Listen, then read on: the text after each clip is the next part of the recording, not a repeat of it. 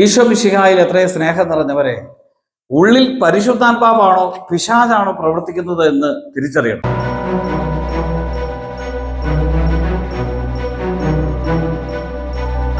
നമ്മുടെ ഉള്ളിലെ അരൂപിയെ വിവേചിച്ചറിയാൻ കഴിയണം. ആത്മാക്കളെ വിവേചിച്ചറിയാനുള്ള വരത്തിന് വേണ്ടി നമ്മൾ പ്രത്യേകമായിട്ട് പ്രാർത്ഥിക്കണം. പലപ്പോഴും പലരുടെയും ഉള്ളിൽ പരിശുദ്ധാത്മാവ് പ്രവർത്തിക്കുന്നതിന് പകരമായിട്ട് പിശാച് പ്രവർത്തിക്കുന്ന ഒരു മേഖലയുണ്ട്.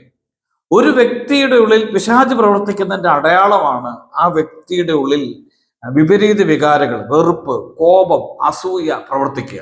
ദാവീദിന്റെ ഉള്ള വെറുപ്പിനെ പ്രതി സൗളിന്റെ ഉള്ളിൽ പ്രവർത്തിക്കുന്നത് പിശാചാണ്, പൈശാചിക ശക്തിയാണ് പ്രവർത്തിക്കുന്നത്. അതാണ് പെട്ടെന്ന് തന്നെ കൊല്ലണം എന്നുള്ള ചിന്ത, ദാവീദിനെ കാണുമ്പോൾ തന്നെ അസ്വസ്ഥത. അതല്ല എങ്കിൽ ഒരു വ്യക്തിയുടെ ഉള്ളിൽ പ്രവർത്തിക്കുന്ന ആസക്തികൾ, ചില ജറ്റികാസക്തിയുടെ മേഖലകൾ, മദ്യാസക്തിയുടെ മേഖലകൾ, ഇതിന് അഡിക്റ്റ് ആണെങ്കിൽ ആ വ്യക്തിയുടെ ഉള്ളിൽ പ്രവർത്തിക്കുന്ന പരിശുദ്ധാത്മാവല്ല, പിശാചാണ്. കടുത്ത നിരാശ, കുറ്റബോധം, ഈ മരണ ചിന്ത തന്നെയുണ്ട്. എപ്പോഴും തന്നെ സൂയിസൈഡിനെ കുറിച്ച് ചിന്തിക്കുക, എപ്പോഴും തന്നെ മരിച്ചേക്കാം. ഒരു പ്രശ്നം ഉണ്ടാകുമ്പോൾ ഉള്ളിൻ്റെ ഉള്ളിൽ മരണചിന്തയാൽ നമ്മൾ നയിക്കപ്പെടുന്നത് പൈശാചിക പ്രവർത്തനത്തിന്റെ അടയാളമാണ്. അല്ലെങ്കിൽ കുറ്റബോധം, നീ ഇനി ഒരു രക്ഷപ്പെടുകയല്ല, നിനക്ക് തിരിച്ചു വരാൻ പറ്റത്തില്ല. കടുത്ത നിരാശ, ഇത് ഉള്ളിൽ പ്രവർത്തിക്കുന്ന നെഗറ്റീവ് എനർജി, പൈശാചിക ശക്തി പ്രവർത്തിക്കുന്നതിന്റെ അടയാളമാണ്. ആത്മീയ കാര്യങ്ങളോടുള്ള ബോധപൂർവമായ അവഗണന, ശുദ്ധ കുർബാന വേണ്ട, ആത്മീയ ജീവിതം വേണ്ട, വചനം വായിക്കേണ്ട, ജപമാല ധരിക്കുന്നതിന് പോലും ഒരു കൊന്ത ധരിക്കാൻ പറ്റില്ല. കൊന്ത ധരിക്കുമ്പോൾ അസ്വസ്ഥതയാണ്, പ്രാർത്ഥിക്കുമ്പോൾ തന്നെ അസ്വസ്ഥതയാണ്, ഹൃദയകാഠിന്യം, ഒരു മാറ്റമില്ലാത്ത. എത്ര പ്രാവശ്യം ഒരു തെറ്റ് കണ്ടുപിടിച്ചെന്ന് പറഞ്ഞാലും മാനസാന്തരപ്പെടുത്തില്ല. ചിലപ്പോൾ കുടുംബത്തിലുള്ളവരെ, ജീവിത പങ്കാളി ചില പാപമേഖലകൾ കണ്ടുപിടിക്കും, എന്നാലും മാറാൻ തയ്യാറല്ല. ചില തെറ്റായ ബന്ധങ്ങളിൽ നിന്ന്, അല്ലെങ്കിൽ നശിച്ച് ജീവിതം തന്നെ അവസാനിപ്പിക്കുന്ന രീതിയിൽ ചില മദ്യത്തിനോ അല്ലെങ്കിൽ ലഹരി വസ്തു കളിമയാണെങ്കിലും തിരിച്ചു വരാൻ പറ്റത്തില്ല. ഡോക്ടർമാർ പറയാണ് ഇനി മദ്യപിച്ചു കഴിഞ്ഞാൽ ഇനിയാൾ ജീവിക്കുകയല്ല, എന്നാൽ പോലും പിന്നെ മദ്യപിക്കുക. കാരണം ആ വ്യക്തിയുടെ ഉള്ളിൽ പ്രവർത്തിക്കുന്ന പൈശാചിക ശക്തിയുടെ നിർദ്ദേശത്തിനനുസരിച്ചാണ് അയാൾ ജീവിക്കുന്നത്. പരിശോധിക്കണം, ഞാൻ ജീവിക്കുന്നത് പിശാചിന്റെ പ്രേരണ അനുസരിച്ചാണ്. പിശാച് പറയാണ്, നീ ഇന്ന കാര്യങ്ങൾ ചെയ്യണം, ഇങ്ങനെ ഉപദ്രവിക്കണം. നമ്മുടെ ഉള്ളിൽ നിന്ന് പറയാം, ചില വ്യക്തികളെ ഉപദ്രവിക്കാനുള്ള പ്രേരണ, ചിലത് ബോധപൂർവ്വം നശിപ്പിക്കാനുള്ള പ്രേരണ, മറ്റുള്ള ഒരാളുമായിട്ട് പാപം ചെയ്യാനുള്ള പ്രേരണ, സ്വന്തം ശരീരത്തെ പാപത്തിന് വിട്ടുകൊടുക്കാനുള്ള പ്രേരണ, തെറ്റായ കാര്യങ്ങൾ ചെയ്യാനുള്ള പ്രേരണ. ഇത് ഒരിക്കലും പരിശുദ്ധാത്മാവിന്റെ പ്രേരണയല്ല. ഒരു വ്യക്തിയുടെ ഉള്ളിൽ പരിശുദ്ധാത്മാവ് പ്രവർത്തിക്കുന്നതിന്റെ അടയാളമാണ് ആത്മീയ ദാഹം.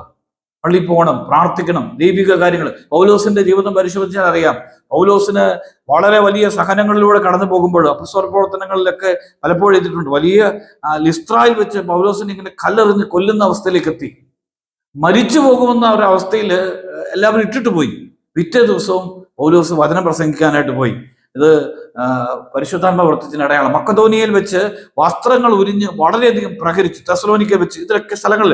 എങ്കിൽ പോലും പൗലോസിന് തീഷ്ണത കൊണ്ട്, ആത്മീയത, ഓരോ ദിവസവും തന്നെ പരിശുദ്ധാത്മാവിനെ പ്രേരിപ്പിക്കണം. ഈ കർത്താവിന് വേണ്ടി സഹിക്കണം, കർത്താവിന് വേണ്ടി ത്യാഗം എടുക്കണം. ഇത് പരിശുദ്ധാത്മാവ് പ്രവർത്തിക്കുന്നതിന് അടയാളമാണ്. നിങ്ങളുടെ ജീവിതത്തിൽ വളരെയധികം പ്രതിസന്ധികൾ ഉണ്ടായിട്ടും പ്രാർത്ഥിക്കാനായിട്ട് ഉള്ളിൽ ശക്തമായ പ്രേരണ ഉണ്ടെങ്കിൽ പ്രവർത്തിക്കുന്നത് പരിശുദ്ധാത്മാവാണ്. വളരെ പ്രതികൂലമായ സാഹചര്യങ്ങളുണ്ടെങ്കിലും നിങ്ങൾ കർത്താവിന്റെ മുമ്പിൽ കരഞ്ഞ് പ്രാർത്ഥിക്കാൻ കഴിയുന്നുണ്ടെങ്കിൽ നമ്മുടെ ഉള്ളിൽ പ്രവർത്തിക്കുന്നത് പരിശുദ്ധാത്മാവാണ്. പരിശോധിക്കണം, പരിശുദ്ധാത്മാവാണ്. അങ്ങനെയുള്ള പരിശുദ്ധാത്മാവ് പ്രവർത്തിക്കുന്നതിന്റെ അടയാളമാണ് അവർ ദൈവത്തിൽ ആശ്രയിക്കാൻ തുടങ്ങും, ദൈവത്തെ മുറുകെ പിടിക്കും. സങ്കടം ഉണ്ടാകുമ്പോൾ ദൈവത്തെ മുറുകെ പിടിക്കും. ദുരിതങ്ങളിൽ അകപ്പെട്ടപ്പോൾ ഞാൻ കർത്താവിനോട് പ്രാർത്ഥിച്ചു, എന്റെ പ്രാർത്ഥന കേട്ട് അവിടുന്ന് എന്നെ അകൃത്യങ്ങളിൽ നിന്ന് മോചിപ്പിച്ചു. മനുഷ്യരിൽ ആശ്രയിക്കുന്നതിന് ആ കർത്താവിൽ അഭയം തേടുന്നത് നല്ലത് എന്ന് സങ്കീർത്തനം 118 അധ്യായത്തിൽ നമ്മൾ വായിക്കുന്നുണ്ട്. അത് ദൈവത്തിൽ ആശ്രയിക്കുന്ന ഒരു വ്യക്തിയായി തീരും. മൂന്നാമതായിട്ട് പരിശുദ്ധാത്മാവ് പ്രവർത്തിക്കുന്നതിന്റെ അടയാളമാണ്, പുറത്ത് എത്ര പ്രശ്നങ്ങളുണ്ടെങ്കിലും, എത്ര അസ്വസ്ഥതകളുണ്ടെങ്കിലും, വലിയ ഞെരുക്കത്തിലൂടെ സഹനങ്ങളിലൂടെയാണ് കടന്നു പോകുന്നെങ്കിലും വലിയ ആന്തരിക സമാധാനം ഉണ്ടായിരിക്കും. ആന്തരിക സമാധാനം പരിശുദ്ധാത്മാവ് പ്രവർത്തിക്കുന്നതിന്റെ അടയാളമാണ്. അതോടൊപ്പം തന്നെ ഹൃദയലാളിത്വം, എളിമയോടുകൂടി സ്വന്തം കുറവുകളെ കുറിച്ചും ബലഹീനതകളെ ഓർത്തിങ്ങനെ കർത്താവിന്റെ മുമ്പിൽ എളിമപ്പെട്ട ഒരു കാര്യം, അത് ഹൃദയലാളിത്വത്തിന്റെ അടയാളമാണ്. എനിക്ക് ഒത്തിരി കുറവുണ്ട്, എനിക്ക് ഒത്തിരി വീഴ്ചകളുണ്ട്, ഞാൻ പാപിയാണ്, പാപികളുടെ ഒന്നാമൻ. പൗലോസ് അത് തന്നെ പറയുന്നത്. അത് ഹൃദയലാളിത്യം ഒരു വ്യക്തിയുടെ ഉള്ളിൽ പരിശുദ്ധാത്മാവ് പ്രവർത്തിക്കുന്നതാണ്. പിന്നെ അതുപോലെ തന്നെ പ്രത്യാശ.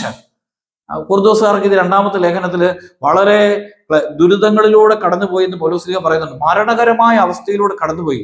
ഞങ്ങൾ ഒരു മരണത്തിന് വിധിക്കപ്പെട്ടവരെ എന്ന പോലെ ഞങ്ങളെ നിർത്തി, എങ്കിലും ഇത് ഞങ്ങൾ തന്നെ ആശ്രയിക്കാതെ ഞങ്ങളെ ജീവിപ്പിക്കുന്ന ദൈവത്തിൽ ആശ്രയിക്കാൻ വേണ്ടിയായിരുന്നു. അത്ര പ്രത്യാശയാണ്. ദൈവമെല്ലാം നന്മയ്ക്കായിട്ട് മാറ്റും.